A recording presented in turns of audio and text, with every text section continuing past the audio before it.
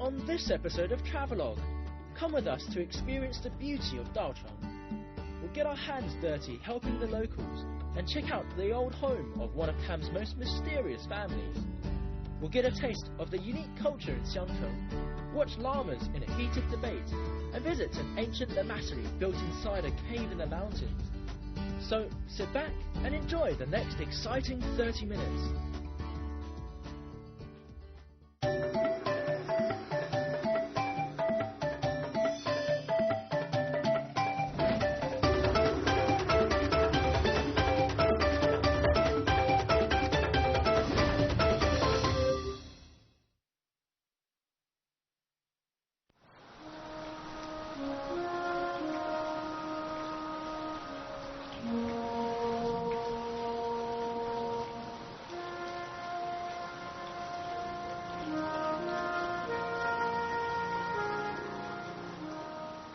Hi and welcome to Travelogue. I'm Taran, and after visiting sacred snow-capped mountains, we're now on our way through Daocheng, where we'll experience the harmony between nature, religion and the traditional way of Tibetan life. We'll pass through Xiangcheng and its scattered white brick houses, and finally arrive at Derong on the border between Sichuan and Yunnan. Let's get back on the road. Although we've already found Joseph Rock's Shangri-La, we still haven't finished our travels. Our route back from Ruwa passes by the spectacular Masyong Valley with its multicoloured forests. And I've been told that come spring, the landscape changes to seas of rhododendrons covering the mountainsides. Our destination today is Daocheng, where most people stop off before continuing on to Ruwa and the Yading Nature Reserve. Daocheng's actually a 3-hour drive from Ruwa, so be sure to make your return journey during the day, lest you miss out on the amazing views. After driving across countless plateaus and 4,000-metre high mountains, we finally reached Daocheng, where the order of the day was to find accommodation. It's a really wonderful afternoon, and after looking through a lot of hotels and hostels, I decided on this one because it's got a really nice family feel to it, and sitting here in this courtyard with the sun on my face, it feels really, really relaxing. And what's really nice is that it's got such a nice family feel, and everyone's kind of sitting outside playing cards and drinking tea. It's really relaxing. The owners of the hostel actually live in the room next to mine, so it was an added bonus that I could pop in for a chat when they were free. The main attraction for me was the hostel's traditional Tibetan architecture, complete with slanted stone walls and decorated square windows. Most guest houses in Daocheng follow this style, and there are plenty to take your pick from. Alright guys, this is my room. I'm staying in this really nicely decorated Tibetan style dorm, and it's actually quite cheap. It's around 30 RMB for one bed.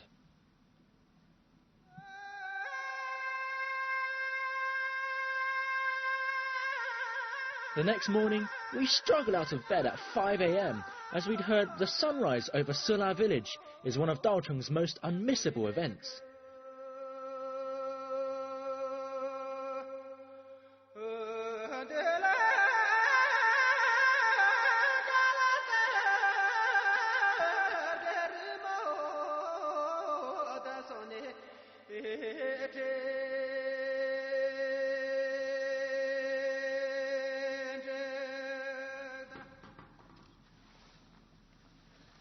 If you want to get a real taste of Tibetan life, you have to get up early in the morning, and you'll see the locals milk their yaks, send them out to graze, and then collect the yak pats as well. Yeah. Though it's not the most pleasant thing to look at, yak dung is very important for Tibetans. It's used as fuel for their fires, allowing them to cook, boil water and keep warm. So she's now separating out this huge pile of yak pat, and I've got my brick of dried yak pat at the ready, and once she's finished I'm going to start flattening them as well.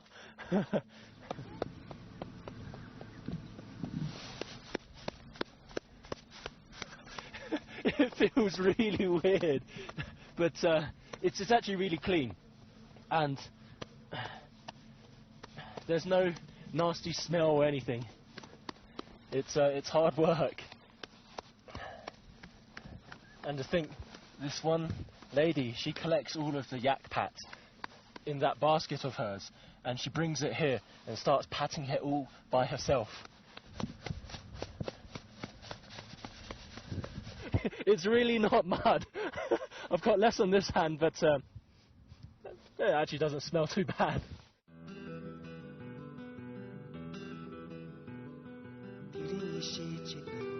Seeing my diligence, my new friend invited me to join her for butter tea with her family. Villagers here are very welcoming and will often invite people to their homes.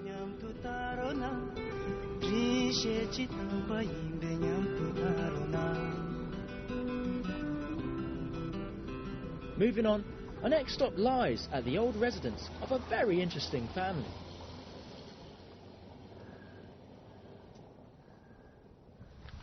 The locals tell me that that huge poplar tree over there was the first poplar tree in Daocheng, and that all the other poplar trees you see around you are the seeds of this one. Let's go look. Folklore says the founder of the family here was a living Buddha. After returning from his spiritual wanderings, he planted his walking stick made of poplar into the soil. From this grew a huge poplar tree, the first in Daocheng and the mother of all the poplars here.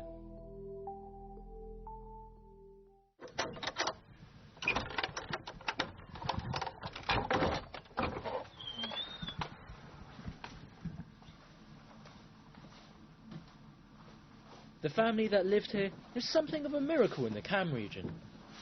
For over 700 years, each of its 20 generations had a living Buddha reincarnated into the clan.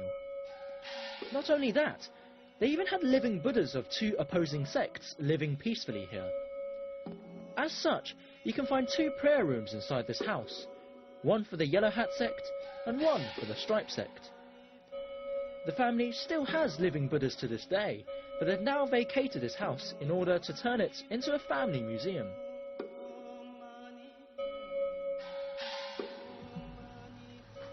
I found this old Buddhist sutra tablet lying around, and I don't know how old this is, but just feeling all the rivets and the lettering, it feels incredible. It's like I've found some kind of old treasure, and I can just imagine how many centuries, how many generations worth of living Buddhas might have read the same sutra as well.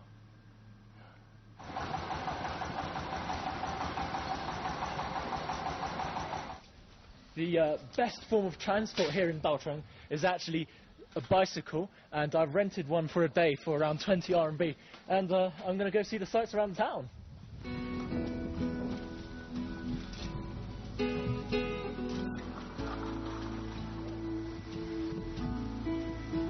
Even though I'm at quite high altitude, this bicycle ride is really, really relaxing. I've got the sun shining on my right side of my face.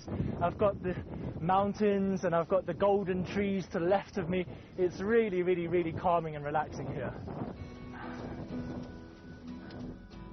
As fun as it is to cruise around on your bike, do remember to take it slow, as the air here is still quite thin. Regardless, if the exercise doesn't take your breath away, I'm sure the scenery definitely will. I've cycled for 1.5 hours, and I finally reached the Bampu Lamasery, which is the biggest here in Daocheng and belongs to the Kagyupa sect, the white sect. Let's go inside. Almost everyone in Daocheng follows Buddhism, and there are several lamaseries here within easy reach. However, I've come to Bangpo Lamasery, as I've yet to visit one belonging to the white sect. This establishment was built towards the end of the 12th century and is purportedly the oldest lamasery in Daocheng.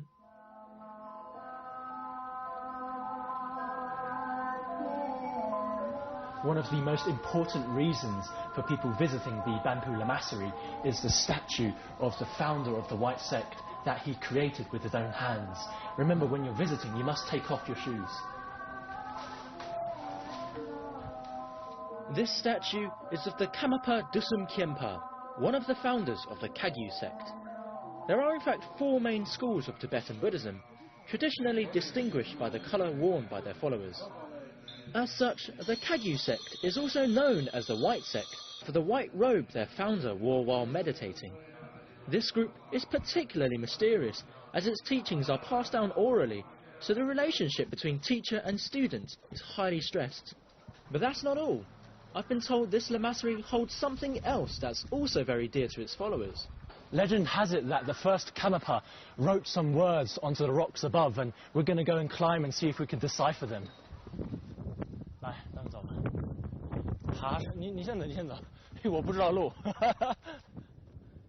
Few people have actually climbed up to read the Karmapa's words, and fewer have understood them as they're written in old Tibetan script.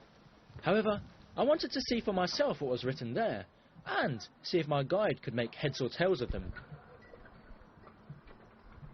这曾经给你死了地方打坐过，修行过。对，修行了过后，他有个感悟，他现在马上有可能要走了，但是只要你们按照他说过的话去修行，那么就你们看到他这写的字过后，就像他看到他的真身一样。哦，这个意思。这大概是这样意思。哦，那这底下还写了一些东西哈。这底下。Legends say that Dusun Khyentse ceased his religious wanderings here. With the blood from his own nose, he wrote onto the rocks above that he travelled all across the Kham region, and that this place was the most beautiful. Although I couldn't find those words in the end, all you have to do is look around you, and you'll also find yourself slowly falling in love with Dalchung's beauty.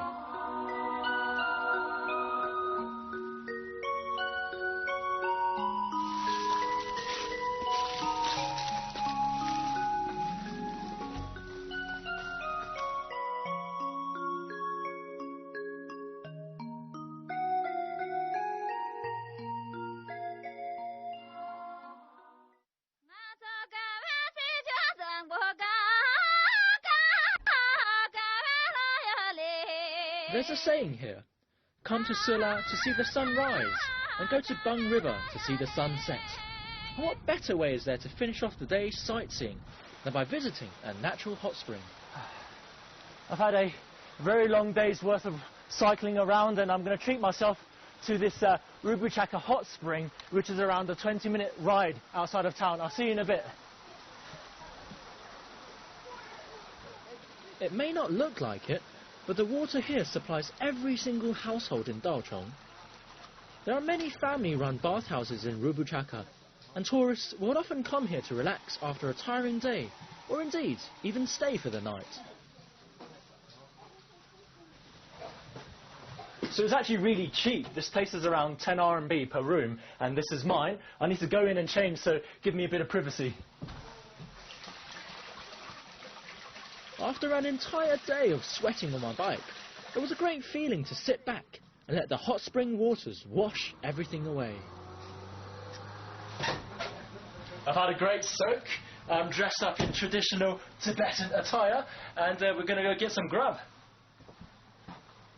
It's not often I don my camper clothing, but I've gone and got specially dressed up just for this dinner. Oh, nice. My friends have invited me to a very traditional Tibetan dinner, and the spread looks awesome. 这都是什么东西啊？菜都是那个什么，都是那个藏餐。来喝茶。Nice. Yeah, butter tea, my favourite. 这是野菜粥，牛肉炖的野菜。这个是牛血肠。然后这个是牛肉包。这个是奶渣包。这个是土豆包。这个是牛肉蘸水吃的。然后这个是手抓牛肉。这个是牛舌。牛舌。对，牛舌。This is a whole yak's tongue. This was a veritable feast by any standard, and I was touched by how far my friends had gone to welcome me.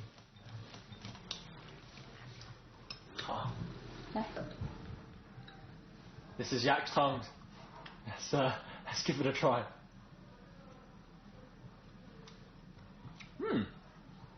It's actually really good. 谢谢啊。你看，我今天就是为了给你们吃饭，专门穿了这件最传统的衣服。那我为了跟你吃饭，还穿那么现代的衣服，咱俩穿反了。为了我们今天把衣服。In hindsight, we probably should have set a dress code. 扎西德勒。扎西德勒，扎西德勒。 Shangri-La, a fabled utopia of mystical mountain valleys and a very real paradise on Earth. Join Travelogue on a whirlwind adventure as we search for this lost land. Along the way, we'll encounter breathtaking scenery, fascinating cultures, and treacherous mountain paths. From the hardships we endure to the euphoria we enjoy, Travelogue takes you to some of the most spectacular parts of China. Join us on our fantastic 5-part adventure, Discovering Shangri-La.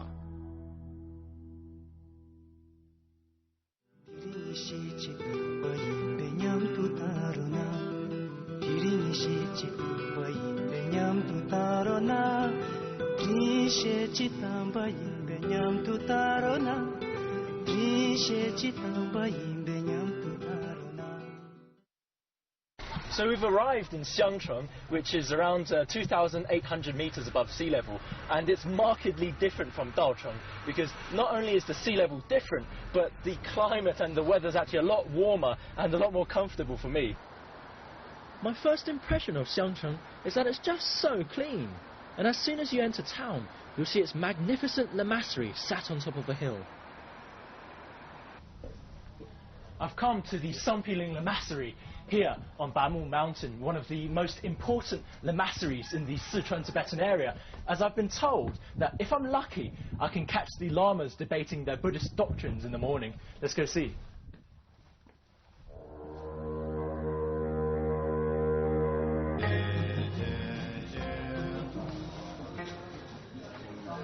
This lamassery is also a place of learning, and lamas will gather in the classrooms to learn scriptures and the sciences.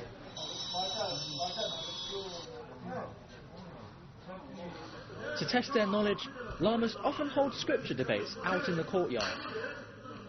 They'll ask each other questions, clapping their hands to emphasize their point. Respondents can choose whether or not to answer, but answer wrongly and they'll get a clap on the head, which is motivation enough if you ask me.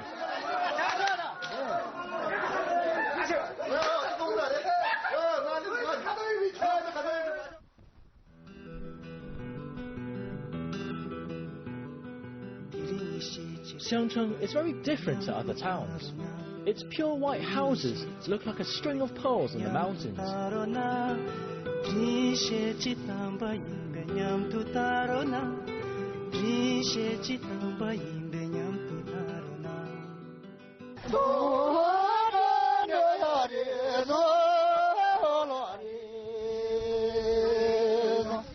I've just run into these guys dancing to celebrate their harvest, and you can really tell how happy they are. And their dresses, they look really intricate. The clothing looks like something I've never seen before. And if your subject is willing and patient enough, you'll find that the dress will have exactly 108 folds, a number that's considered auspicious in Buddhism.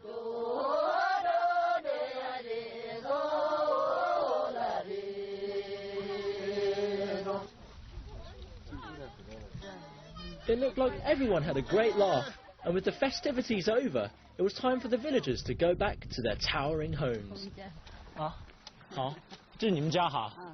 Okay. This lovely lady here has been ever so kind and invited me to go check out her house. I've honestly never seen such a grand and well-kept Tibetan house before. It literally looked like a castle. I've heard that all the houses here are painted white because Tibetans consider it an auspicious colour, and the materials used also help to prevent rainwater from seeping in through the walls. Hey, 好，谢谢。哎，你们好。你好，你好。哎，好。Wow. They've got a really intricate house, and I love all of these decorations. I've not really seen them anywhere else. The people of Xiangcheng really appreciate the little things in life, and you can see it in the kind of lives they lead. It's why homes here are so lovingly decorated and looked after, and why every household enjoys growing their own orchard. Where else would you be invited to join in with lamas having lunch with their families? There's a kind of tranquility to be found here, and it's no wonder why Xiangcheng is now being marketed as a refuge for weary travellers to come and refresh their spirits. With the environment in Tibetan regions as difficult as they are, I recommend staying for a while, so you can enjoy a slice of the harmonious life you can find here.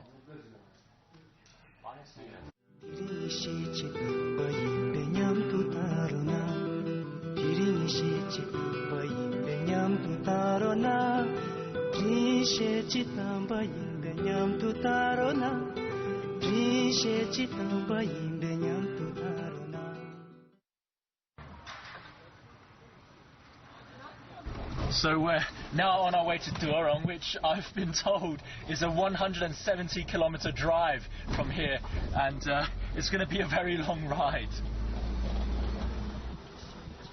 Durong lies at the border between Sichuan and Yunnan province, and it's the final section of Sichuan's Shangri-La.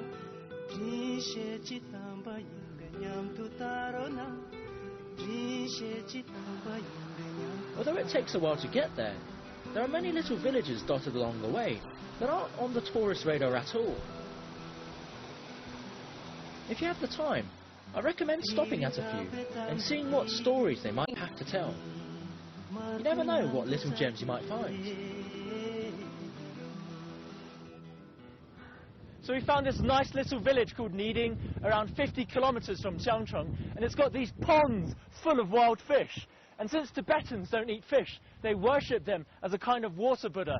These fish have been allowed to roam freely, and I think there are probably at least a couple thousand of them here.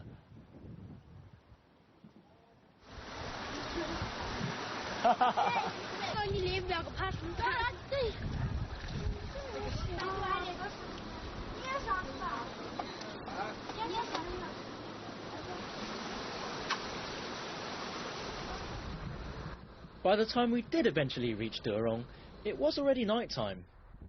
Most travellers pass by Durong without stopping, but we had been told of a place that we just had to see.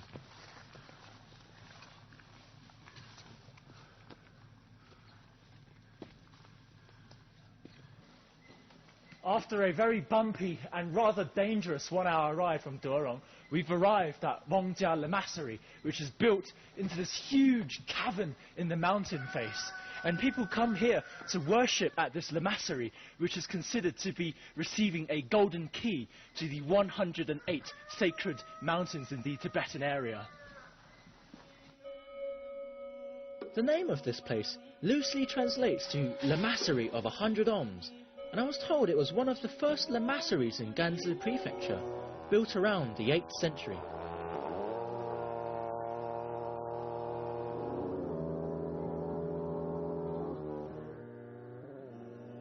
Apparently, it was founded at the behest of legendary Padmasambhava, who essentially made Tibetan Buddhism what it is today. I was also told that I could find Ohms, which are sacred syllables found in Tibetan mantras, occurring naturally in the rocks surrounding this lamasery. Try as I might, I didn't actually discover any sacred rocks, but don't let that discourage you from coming here and taking in the incredible atmosphere of this place.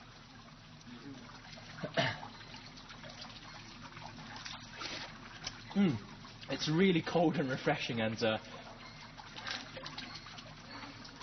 I saw the llamas doing this. I'm going to pat myself on the head for good luck as well.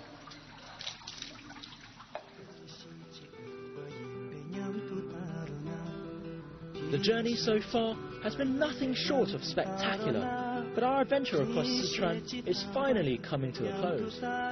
However, we do still have one more stop, and it takes us right into Yunnan's Shangri-La County. I've cycled across highland pastures and poplar forests and met some incredibly warm-hearted people here. And I've grown to really admire their passion for life that comes from their strong religious belief and also their coexistence with nature. Once we cross over this bridge with the Jinsha River beneath, we'll leave Sichuan and enter the Yunnan region where our journey will be nearing its end. But don't worry, because we've still got quite a lot left to see. I'm Taran, and we'll see you on the next episode of Travelogue.